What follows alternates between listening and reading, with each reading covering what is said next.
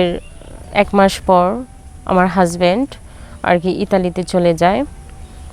ইতালিতে চলে যাওয়ার পর যে দেখা যায় যে আমি একটা মেয়ে, বুঝতেই তো পারছেন যে একটা মেয়ে হয়ে যেহেতু নতুন বিয়ে হয়েছে কিভাবে থাকবো একলা একলা নিজেকে আটকায়া, মানে নিজেকে আর কত মানে কন্ট্রোল করে রাখবো।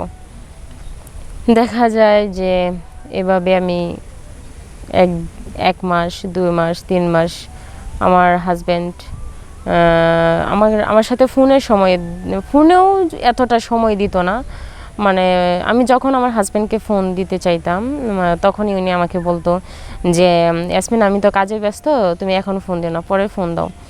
এমনও সময় গেছে যে আমার এখন কিছুই ভাল লাগতেছে না।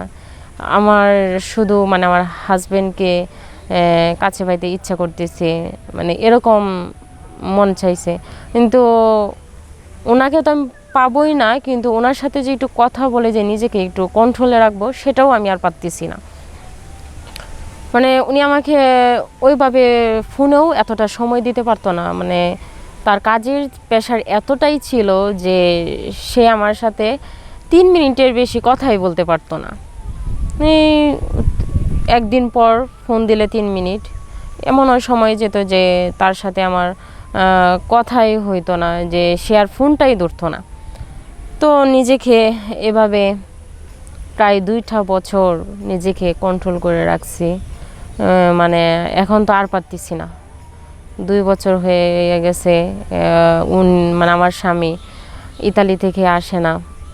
মানে আমার এদিক দিয়ে নিজেরও অনেক ইচ্ছা করে যে না আমার স্বামীর সাথে থাকি, ভালো একটা মুভমেন্ট কাটাই। তো ওইরকমভাবে আমি কাউকেই পেতেছি না। বন্ধুরা, আপনারা আশা করি ভালো আছেন। আমি আজকে আপনাদের সামনে আমার সাথে ঘটে যাওয়া একটা বাস্তব ঘটনা আমি তুলে ধরব। আশা করি মনোযোগ সহকারে আমার গল্পটা আপনারা শুনবেন। আমার নাম ইয়াসমিন। আমার দেশের বাড়ি ফরিদপুর। আমি বাবা মার দ্বিতীয় সন্তান। আমি খুব চঞ্চল প্রকৃতির মেয়ে ছিলাম, যে খুব দুষ্টু প্রকৃতির বলতে গেলে।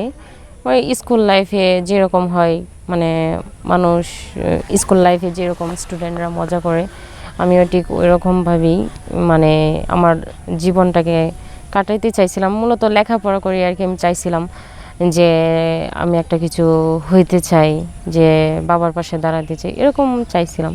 তো না, কিন্তু বাবা আমার কথা শুনে নাই। বাবা চাইছে যে ভালো যেহেতু একটা ছেলে পাইছে, মেয়েকে বিয়ে দিয়ে দিই। যেহেতু ছেলে ইতালিতে থাকে, ছেলের 2টা বাড়ি আছে, জায়গা সম্পত্তি আছে, ওইসব দেখে আর কি বাবা ছেলেকে পছন্দ করে। কিন্তু বাবা শুধু বাবার দিকটাই বুঝলো, মেয়ের দিকটা আর বুঝে নাই। কিন্তু কি করলো, উনি আমাকে ওই ছেলের সাথে বিয়ে দিয়ে দিল, ইতালি থাকা ছেলের সাথে। তো বিয়ের ১ মাস পর আমার হাজব্যান্ড আর কি ইতালিতে চলে যায়। ইতালিতে চলে যাওয়ার পর যে দেখা যায় যে আমি একটা মেয়ে, বুঝতেই তো পারছেন যে একটা মেয়ে হয়ে যেহেতু নতুন বিয়ে হয়েছে কিভাবে থাকবো একলা একলা নিজেকে আটকায়া, মানে নিজেকে আর কত মানে কন্ট্রোল করে রাখবো।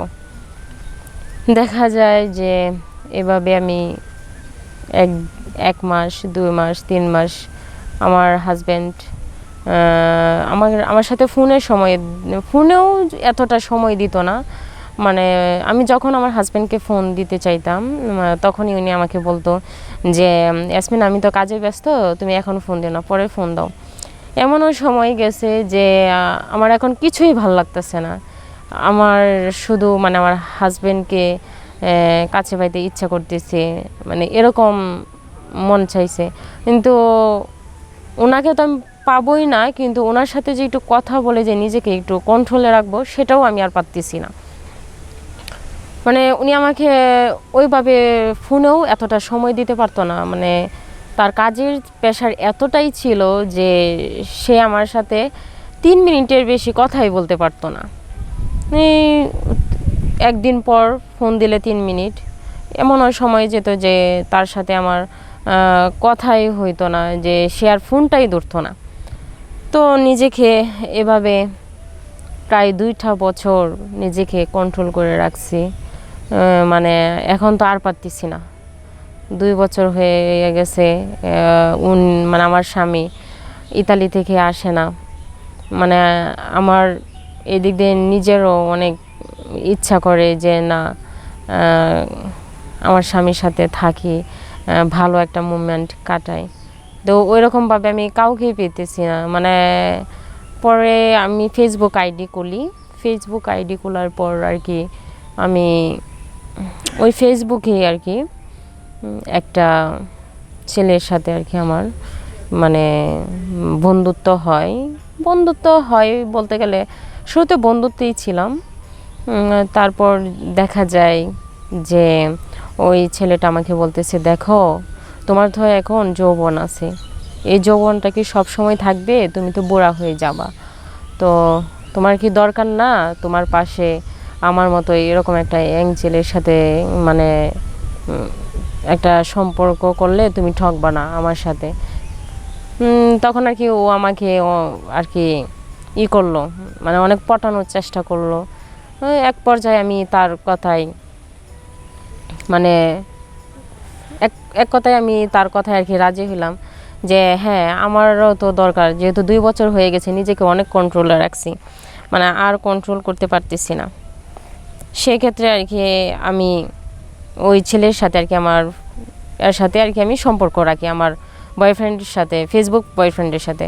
তাকে আমি আমার বাসায় আনি। বাসায় আনার পর যে দেখা যায় তার সাথে আমার সপ্তাহে 4 দিন আর কি তার সাথে আমি থাকি। 4 দিন সপ্তাহে থাকার পর মানে সে আমি এটা জানতাম না সে শুধু আমার সাথে এই জন্যই সম্পর্ক রাখছে, কারণ তার লোভ ছিল আমার টাকা পয়সা আর গহনার দিকে লোভ ছিল, টাকা পয়সা আর গহনা।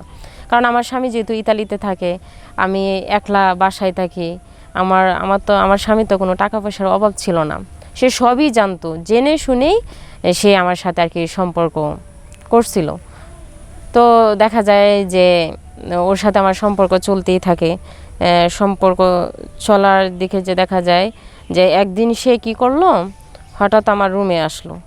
রুমে এসে আমার মানে হাত পা মুখ বেঁধে সে কী করলো, আমার আলমারিতে টাকা যা ছিল, আমার বিয়েতে যে গহনা দিছিল আমার হাজব্যান্ড, আমার বাবা মা, সব কিছু ও নিয়ে আমাকে হাত পা মুখ বেঁধে রেখে ও আমাকে এভাবে রেখে ও চলে গেছে। সব কিছু টাকা পয়সা নিয়ে আমার কাছ থেকে পালায়া গেছে। তো আমি এটাই বোঝাইতে চাইতেছি যে আমার মতো মানে এরকমভাবে কারোর সাথে ফেসবুকে রিলেশন করবেন না, ফেসবুকে কারোর সাথে রিলেশন করবেন না।